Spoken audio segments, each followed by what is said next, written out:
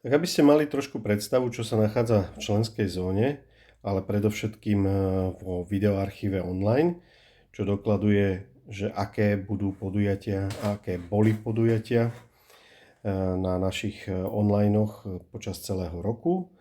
Mali sme ich 12, čiže každý mesiac jeden. Týkali sa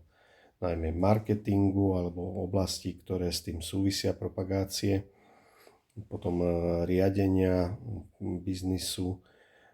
webov, kamerovania alebo respektíve čo najšikovnejšieho vytvárania postov,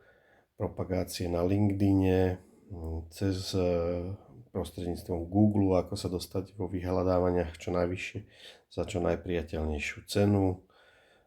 storytellingu, biznis plánov, čiže všetko také témy, ktoré sú veľmi príjemné a prospešné